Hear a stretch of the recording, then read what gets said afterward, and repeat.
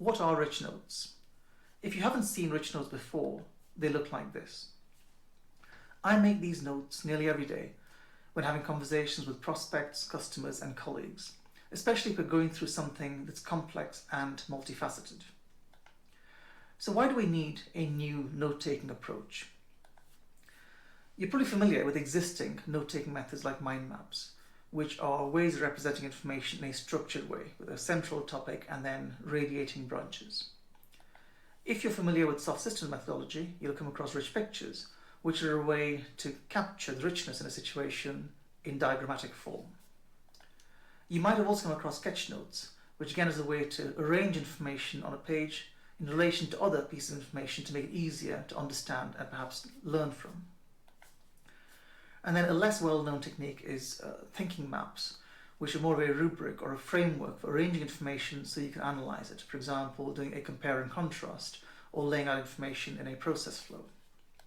And of course, everyone's used linear notes, where you just take data information on a piece of paper or notebook as it comes at you. Now, if you look at these rich notes, they are very different from the existing methods of note-taking. You can't easily categorize them into one of the existing buckets. To start off with, they're non-linear and non-hierarchical. They seem to go in every direction, especially on an infinite page. You can keep them carrying on as long as the information comes at you. In order to capture the richness of a situation, they borrow from other elements of note-taking. So there is richness within the notes themselves. For example, if you zoom a bit more deeply into the notes, you'll see things like radial structures or radial lists. There are branches to connect information. You see things like process diagrams. You can see regular lists themselves. In addition, you use icons for people and things. And then there's the use of colour at different layers and levels to try and draw your attention to information. So there are all these elements that bring richness to the rich notes themselves. Now if you zoom back out again, rich notes are particularly good when dealing with unstructured data. So the kind of information that you listen to in a conversation with, say, a prospect, and as you ask them questions, they talk and they respond to you, but they haven't planned all the material ahead of time. It comes out in a stream of associations and related information. And rich notes are very good at being able to capture the information coming at you and place it into, it's either related or it's different, and building out the notes themselves. The real power comes from using it digitally, because then you can use rich notes during online conversations rather than having to have everybody in the same room. And there are efficiencies from being able to use digital information. And the other aspect of digital is you can add layers. So, for example, you have a conversation and it's rich and deep, and then you can go one level up from that and point out the topics and themes that are being discussed. But those themes themselves are grounded in the underlying data. And when you look at the structure of the notes themselves, the term that seems to describe them best is rhizomatic.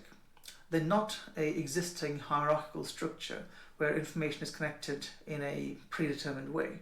Instead, it grows in a rhizomatic approach. And this is one of the reasons why we decided to call it rich notes, give it an identity that's different from the existing note-taking methods. But what's a rhizome anyway? So the term rhizome comes from botany and describes certain kinds of plants that grow horizontally along the ground.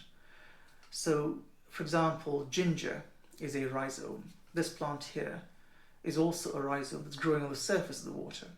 And a rhizome grows through having nodes, which themselves have roots and stalks. If a rhizome breaks, each part of the rhizome can grow independently.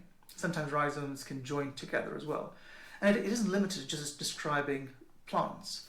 Burrows within animals are also rhizomatic as they break apart and join together. Now the term rhizome itself, when you look at it and you overlay a picture that notes on top of an example of rhizome, you can see the similarity in structures that are coming out of here. And this is noticed by Deleuze and Guattari, who first used the term rhizome in the social sciences to describe aspects of society such as philosophy, politics, linguistics. And they argued that the rhizome was a richer way to describe these aspects of how people worked together. And there are two aspects of the rhizome that are particularly relevant when taking rich notes.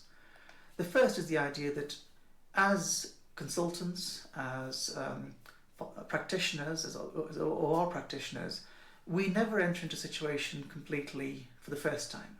We always enter a situation that exists. There is something there. We enter into the middle of situations. And so we have to be conscious that there was a history before we came in, which we need to appreciate and understand if we are to take actions now. And there will be continuation after we've gone. So we're always working in the middle of something. And the second was the idea that Deleuze and Guattari suggested that the way to understand and capture the complexity of real-world situations, the ideal would be to lay them on a single flat sheet. So all the events, histories, concepts, individuals, groups and social structures, all of these would sit in a single flat sheet, and that would be one way to really appreciate them. And the rich note structure allows for that. The ideal here is infinite digital sheet where you take down everything associated with the situation so that you can then understand, analyze and build on that to take action.